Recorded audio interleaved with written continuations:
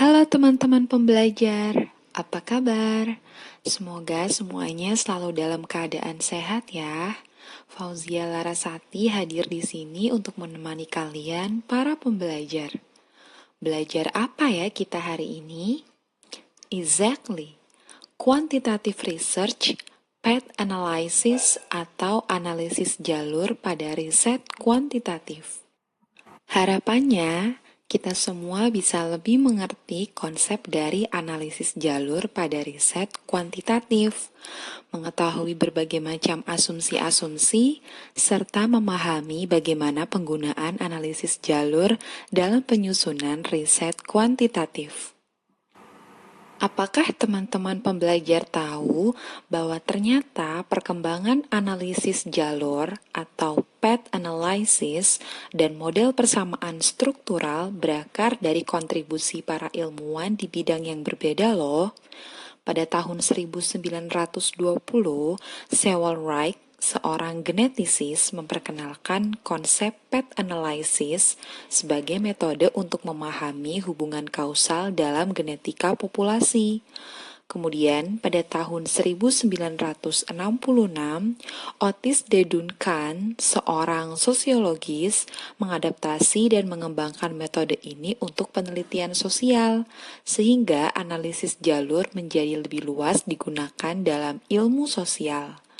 Nah, memasuki tahun 1970, Carl G. Jariskok, seorang ahli statistika, mengembangkan model persamaan struktural modern melalui perangkat lunak Lisrel yang menyatukan analisis jalur dengan model pengukuran. Kontribusi ketiganya menjadi fondasi utama bagi penggunaan model persamaan struktural dalam berbagai disiplin ilmu hingga saat ini. Pada video sebelumnya, kita telah membahas perbedaan kuantitatif dan kualitatif. Semoga teman-teman pembelajar semua masih ingat ya, karena di video kali ini pembahasan kita masih dengan subtopik yang berkaitan dengan penelitian kuantitatif. Kita mulai dengan apa itu path analysis atau analisis jalur. Kedua definisi dari para ahli tersebut menekankan bahwa path analysis merupakan pengembangan lanjutan dari regresi berganda yang digunakan untuk memahami hubungan kausal antar variabel. Tidak hanya menilai pengaruh langsung variabel independen terhadap variabel dependen, path analysis juga menjelaskan pengaruh tidak langsung yang terjadi melalui variabel lain. Dengan demikian, teknik ini memberikan gambaran yang lebih lengkap mengenai besarnya dan signifikansi hubungan kausal baik langsung maupun hipotetis dalam suatu sistem variabel. Lalu, apa saja keuntungan yang bisa didapatkan dengan kita menerapkan path analysis? Yang pertama, menjelaskan fenomena yang dikaji. Analisis jalur memungkinkan peneliti melihat struktur hubungan antar variabel secara lebih lengkap, bukan hanya hubungan langsung tetapi juga hubungan tidak langsung. Nah, nantinya peneliti dapat menjelaskan fenomena secara lebih mendalam karena dapat mengidentifikasi jalur-jalur pengaruh yang tersembunyi yang tidak terlihat pada regresi biasa. Kedua, memprediksi nilai variabel dependen. Nah, dalam analisis jalur, prediksi tidak hanya dilakukan dari satu variabel ke variabel lain, tetapi dari banyak variabel yang saling berhubungan secara simultan. Nantinya, prediksi menjadi lebih akurat dan realistis karena memperhitungkan struktur kausal yang lebih kompleks dan tidak sekedar hubungan bivariate. Yang ketiga, menentukan faktor-faktor penentu. Nah, analisis jalur menunjukkan besarnya pengaruh langsung dan tidak langsung dari setiap variabel. Nantinya, peneliti bisa mengetahui variabel yang paling dominan, baik melalui jalur utama maupun jalur tidak langsung, sehingga keputusan intervensi atau kebijakan dapat lebih tepat sasaran. Nah, yang terakhir, dapat menguji model untuk verifikasi atau pengembangan konsep. Karena analisis jalur ini digunakan untuk menguji apakah model teoritis sesuai dengan data empiris. Keuntungannya, peneliti dapat memvalidasi teori, membandingkan beberapa model kausal, menyempurnakan model berdasarkan hasil analisis. Dengan demikian, analisis jalur memberikan fleksibilitas besar dalam pengembangan dan pengujian teori, terutama dalam penelitian sosial dan perilaku. Kemudian, apa saja ya asumsi-asumsi yang perlu kita ketahui dalam analisis jalur ini? Dalam path analysis, terdapat 3 asumsi utama yang mendasari hubungan antar variabel, yaitu ada asumsi linier, menyatakan bahwa setiap variabel berhubungan secara proporsional. Perubahan satu unit pada variabel penyebab menghasilkan perubahan yang sebanding pada variabel akibat. Kemudian ada asumsi aditif, menegaskan bahwa pengaruh setiap variabel bebas bersifat saling menjumlah, sehingga total pengaruh merupakan kombinasi dari seluruh efek langsung tanpa mempertimbangkan interaksi antar variabel. Sementara itu, ada asumsi kausal. Nah, ini menunjukkan bahwa hubungan antar variabel mengikuti arah sebab akibat yang telah ditentukan berdasarkan teori. Ketiga asumsi ini memastikan bahwa model jalur dapat dianalisis secara konsisten dan interpretasi pengaruhnya dapat dilakukan secara jelas dan terarah. Kemudian, lainnya, data diharapkan berdistribusi normal agar estimasi koefisien jalur lebih akurat dan dapat diinterpretasikan dengan tepat. Selain itu, varians yang setara antar kelompok atau variabel memastikan bahwa hasil analisis tidak bias oleh perbedaan penyebaran data. Metode ini juga membutuhkan ukuran sampel yang besar, karena estimasi parameter dalam model jalur sensitif terhadap jumlah data dan stabilitas statistik.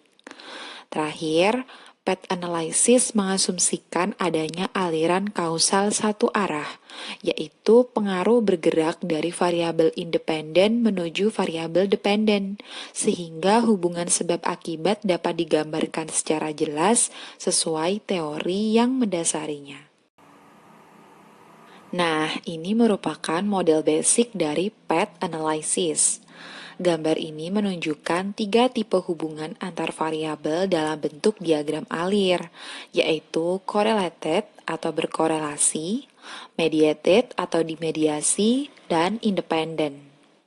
Untuk bagian correlated atau berkorelasi, pada diagram kiri atas terdapat 2 variabel, 1 dan 2, yang saling berhubungan, yakni ditunjukkan dengan panah 2 arah bertuliskan R12. Kedua variabel ini juga sama-sama mempengaruhi variabel ketiga, masing-masing melalui koefisien rho 31 dan rho 32. Nah, variabel ketiga juga menerima pengaruh tambahan dari faktor lain. Hubungan ini menggambarkan bahwa variabel 1 dan 2 tidak hanya mempengaruhi variabel 3, tapi juga saling berhubungan satu sama lain. Kemudian, bagian mediated atau dimediasi, pada diagram bawah tengah, variabel 1 mempengaruhi variabel 2 dengan koefisien rho 21. Variabel 2 kemudian mempengaruhi variabel 3 melalui rho 32. Variabel 1 juga mungkin masih secara langsung mempengaruhi variabel 3 melalui rho 31. Nah, masing-masing variabel juga dapat dipengaruhi oleh faktor luar.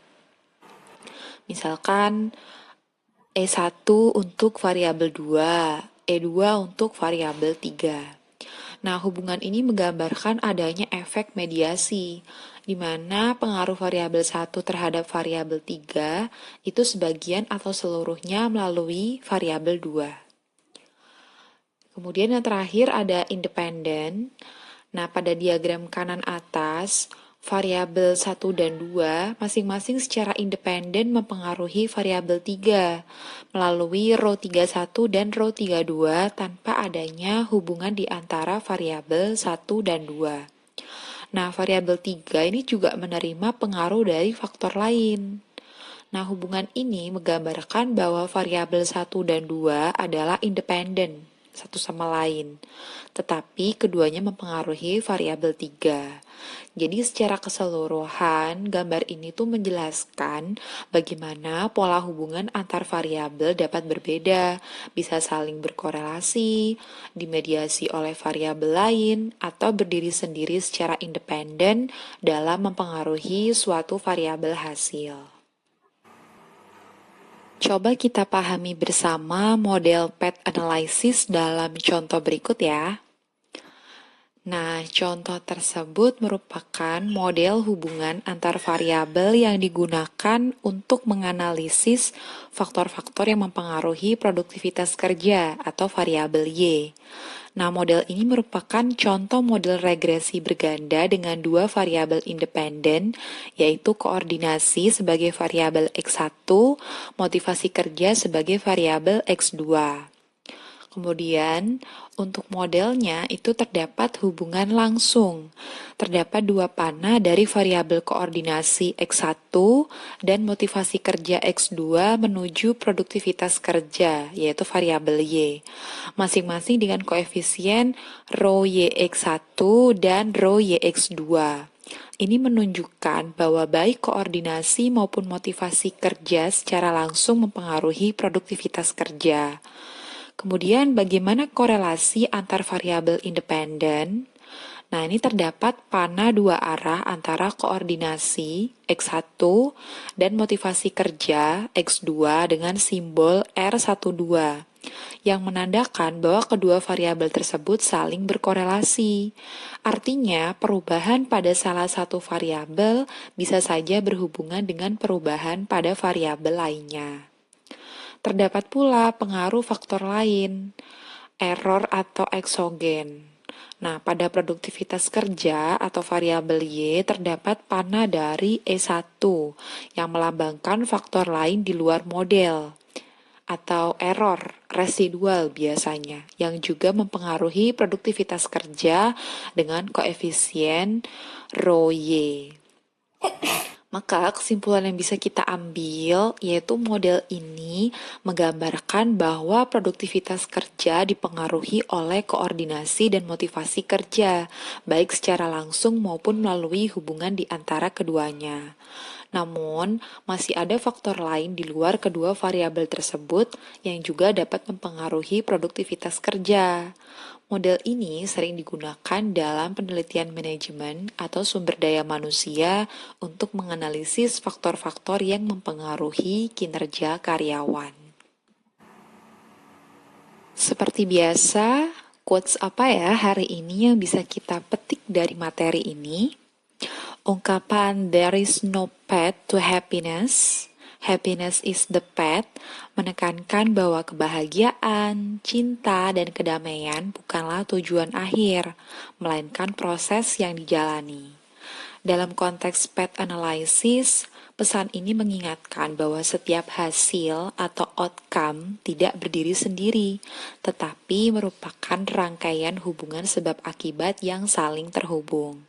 Sama seperti dalam kehidupan, di mana kebahagiaan dan kedamaian tercipta dari proses yang dijalani. Nah, path analysis melihat bahwa suatu variabel dependen terbentuk dari jalur pengaruh yang berjalan secara bertahap, tidak tiba-tiba muncul. Dengan demikian, kita bisa menyimpulkan baik dalam penelitian maupun kehidupan, perjalanan dan proses hubungan antar faktorlah yang membentuk hasil akhirnya. Terima kasih teman-teman pembelajar yang sudah menyempatkan waktunya untuk menonton video ini sampai akhir. Apabila ada hal-hal yang ingin dikonfirmasi, bisa melalui email atau Instagram saya ya. Sampai bertemu di waktu belajar lainnya. Sampai jumpa.